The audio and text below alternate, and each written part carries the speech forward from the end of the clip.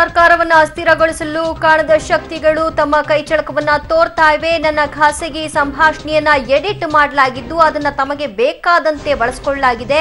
ಇದನ್ನ ನಂಬಿ ಮಿತ್ರ ಪಕ್ಷಗಳು ಇದನ್ನ ಯಾವುದು ಆಕ್ಷೇಪಗಳನ್ನ ಮಾತುಗಳನ್ನ ಆಡಬಾರದು ಅನ್ನುವಂತಹ ಒಂದು ಮನವಿಯನ್ನ ಮಾಡಿಕೊಂಡಿದ್ದಾರೆ ಸಿದ್ದರಾಮಯ್ಯನವರು. ರಾಜ್ಯ ಸರ್ಕಾರದ ಪರ ಸಿದ್ದರಾಮಯ್ಯನವರು ಈ ಮೂಲಕ ಬ್ಯಾಟಿಂಗ್ ಮಾಡಿದ್ದು, ಸರ್ಕಾರವನ್ನು ಅಸ್ಥಿರಗೊಳಿಸಲು ಕೆಲವು ಶಕ್ತಿಗಳು ಹಗಲು ರಾತ್ರಿ ಶ್ರಮ ವಹಿಸ್ತಾ ಇವೆ.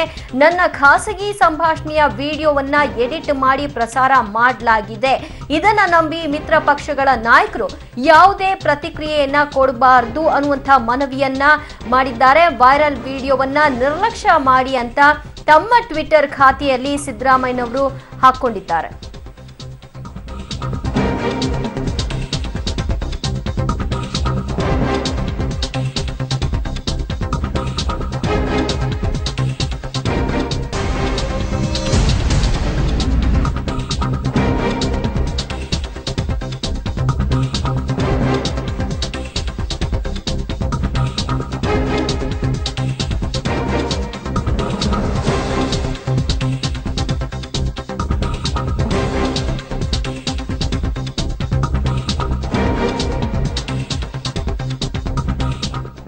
ಓಕೆ, ಸಿದ್ದರಾಮಯ್ಯನವರ ಟ್ವೀಟ್ ನ ನೀವು ನೋಡ್ತಾ ಇದ್ದೀರಿ. ರಾಜ್ಯದ ಮೈತ್ರಿ ಸರ್ಕಾರ ಸುಭದ್ರವಾಗಿದೆ.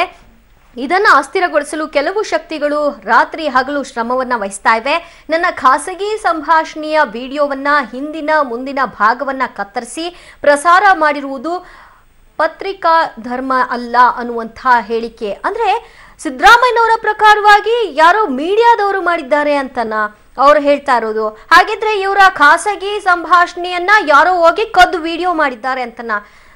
ಮುಂಚೆ ಅದನ್ನ ಯಾರೋ ನನ್ನ ಆಪ್ತರೆ ಯಾರೋ ಮಾಡಿದ್ದಾರೆ ಬಿಡಿ ಅಂತ ಹೇಳಿದವರು ಈಗ ದಿಢೀರಂತ ಮಾಧ್ಯಮಗಳ ಮೇಲೆ ಹಾಕ್ತಾ ಇದ್ದಾರೆ ಅಂತ ಕಾಣಿಸುತ್ತೆ. ಈ ಬಗ್ಗೆ ಹೆಚ್ಚಿನ ಡೀಟೇಲ್ಸ್ ಕೊಡ್ತಾರೆ ನಮ್ಮ ಪ್ರತಿನಿಧಿ ರವೀಶ್. ಇದೇನಿದು ಸಿದ್ದರಾಮಯ್ಯನವರು ಏಕದಮ್ ಮಾಧ್ಯಮಗಳ ಮೇಲೆ ಇದನ್ನ ಹಾಕ್ತಾ ಇರೋಂಗ್ ಕಾಣಿಸ್ತಾ ಇದೆ? ಖಂಡಿತವಾಗಿಯೂ ಕೂಡ ಅವತ್ತಿನ ಒಂದು ವಿಡಿಯೋ ರೆಕಾರ್ಡ್ ಮಾಡಬೇಕಾದ್ರೆ ಅಲ್ಲಿ ಯಾವುದೇ ರೀತಿಯ ಮಾಧ್ಯಮದವರು ಕೂಡ ಇಲ್ಲ ಅಂತ ಕೂಡ ಹೇಳಲಾಗ್ತದೆ. ಯಾಕೆಂದ್ರೆ ಕೆಲವರು ಆಪ್ತರು ಮಾತ್ರ ಅವರು ಒಳಗಡೆ ಬಿಟ್ಕೊಂಡಿದ್ರು. ಈ ಸಂದರ್ಭದಲ್ಲಿ ಆ ಒಂದು 3 ಶಾಸಕರು ಕೂಡ ಒಂದು ಸಂದರ್ಭದಲ್ಲೂ ಕೂಡ ಇದ್ರು. ಹಾಗಾಗಿ ಇಲ್ಲಿ ಮೀಡಿಯಾದವರು ಒಳಗಡೆ ಹೋಗುವಂತ ಪ್ರಶ್ನೆ ಇಲ್ಲ. ಹಾಗೆ ಸಿದ್ದರಾಮಯ್ಯನವರು ಈ ಒಂದು ಹೇಳಿಕೆಗಳನ್ನ ಕೂಡ ನೋಡ್ತಾ ಇದ್ರೆ ಎಲ್ಲೋ ಒಂದ್ ಕಡೆ ಹೈಕಮಾಂಡ್ ಒಂದ್ ರೀತಿಯಲ್ಲಿ ಕಟ್ಟುನಿಟ್ಟಿನ ಸೂಚನೆಯನ್ನು ಕೂಡ ಕೊಟ್ಟಿರಬೇಕು. ಹಾಗಾಗಿ ಹೈಕಮಾಂಡ್ಗೆ ಒಂದು ರೀತಿ ಎದುರಿ ಈ ರೀತಿಯ ಒಂದು ಟ್ವೀಟ್ ಗಳನ್ನ ಮತ್ತೆ ರಿಯಾಕ್ಷನ್ ಗಳನ್ನ ಕೂಡ ಈಗ ಮಾಡ್ತಾ ಇದ್ದಾರೆ ಅಂತ ಕೂಡ ಹೇಳಲಾಗ್ತದೆ. ಯಾಕಂದ್ರೆ ಅಷ್ಟು ದಿನ ಸಿದ್ದರಾಮಯ್ಯನವರು ಕೂಡ ಆ ಒಂದು ಪ್ರಕೃತಿ ಚಿಕಿತ್ಸಾ ಕೇಂದ್ರದಲ್ಲೂ ಕೂಡ ಇದ್ರು. ಯಾಕಂದ್ರೆ ಒಂದು ಪ್ರೆಸ್ ನೋಟ್ ಕೂಡ ಕಳಿಸಿದ್ರೆ ಆಗ್ತಿತ್ತು, ಇಲ್ಲ ನನಗೂ ಇದಕ್ಕೂ ಕೂಡ ಯಾವುದೇ ರೀತಿಯ ಸಂಬಂಧ ಇಲ್ಲ ಅನ್ನೋದು ಕೂಡ. ಆದ್ರೆ ಸುಮಾರು 12 ಅವರು ಡಿಸ್ಚಾರ್ಜ್ ಆಗೋ ತನಕನೂ ಕೂಡ ಇದನ್ನ ಎಳ್ಕೊಂಡು ಬಂದ್ರು.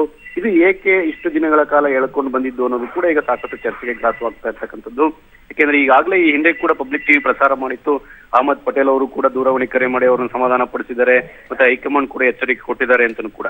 ಹಾಗಾಗಿ ಎಲ್ಲಾ ಬೆಳವಣಿಗೆ ಹಿನ್ನೆಲೆಯಲ್ಲಿ ಮಾಜಿ ಮುಖ್ಯಮಂತ್ರಿ ಸಿದ್ದರಾಮಯ್ಯನವರು ಈ ರೀತಿ ಈಗ ರಿಯಾಕ್ಟ್ ಮಾಡ್ತಾ ಇದ್ದಾರೆ, ಜೊತೆಗೆ ಆ ಒಂದು ಸಮರ್ಥನೆಗೆ ಇಳಿದಿದ್ದಾರೆ ಅಂತಲೂ ಕೂಡ ಹೇಳಲಾಗ್ತದೆ. ಹಾಗಾಗಿ ಅವರು ಮಾಡಿರ್ತಕ್ಕಂತಹ ಕೆಲವು ಇದನ್ನು ಕೂಡ ನೋಡಿದಂತಹ ಸಂದರ್ಭದಲ್ಲಿ ಈಗ ಎಲ್ಲೋ ಒಂದ್ ಕಡೆ ಹೈಕಮಾಂಡ್ ಕಟ್ಟುನಿಟ್ಟಿನ ಸೂಚನೆ ಕೊಟ್ಟಿದೆ. ಹಾಗಾಗಿ ಸೂಚನೆ ಹಿನ್ನೆಲೆಯಲ್ಲಿ ಅವರು ಒಂದ್ ರೀತಿಯಲ್ಲಿ ಸೈಲೆಂಟ್ ಆಗಿದ್ದಾರೆ ಅಂತಾನೆ ಹೇಳ್ಬೋದು ದಿವ್ಯಾ.